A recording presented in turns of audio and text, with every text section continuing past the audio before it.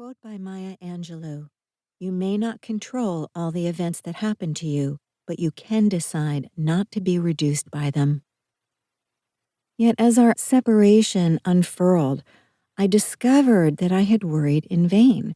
For not only was ours a very civil uncoupling, but it was also deeply kind, respectful, humane, and characterized by an unexpected spirit of generosity and goodwill, with gestures of friendship and mutual support woven throughout. My former husband, Mark, and I did everything in our power to minimize the damage done to one another and, of course, to our young daughter, whose primary concern was that she not lose contact with her father, as she'd seen happen to two of her friends.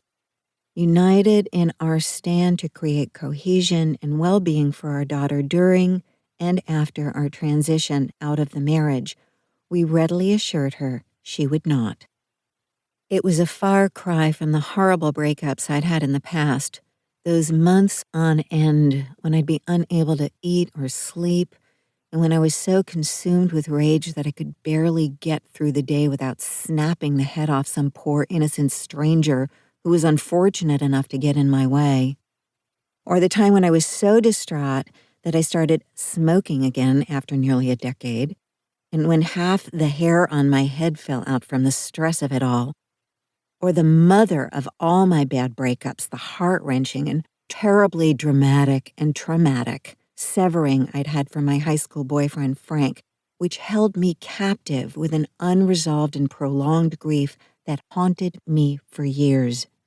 For nearly 2 decades, he continued to show up in my dreams, frequently shaking me out of a restless sleep to relive the horrible realization that he was indeed gone forever, and was living happily ever after with his intimidatingly beautiful wife and their 3 perfect children thousands of miles away from me.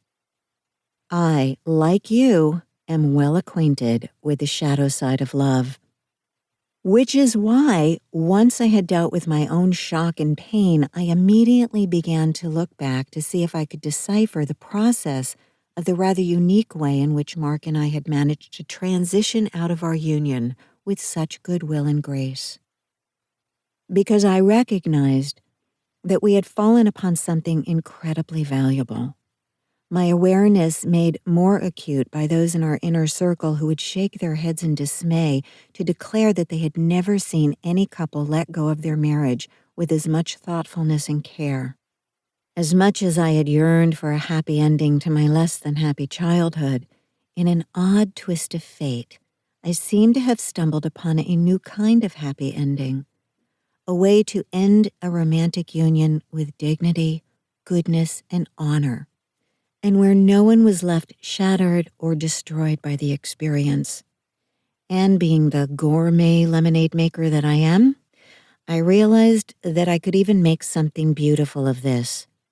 For we'd actually undergone what I eventually was able to identify as a 5-step process for leaving each other and all those impacted by our separation, whole, healthy, and complete, rather than wounded, walled off, and significantly broken by the experience.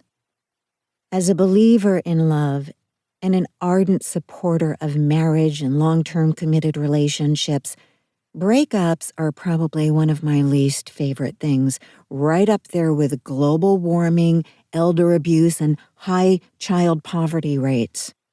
Given my disdain for breakups and divorce, why then would I choose it as my own life path?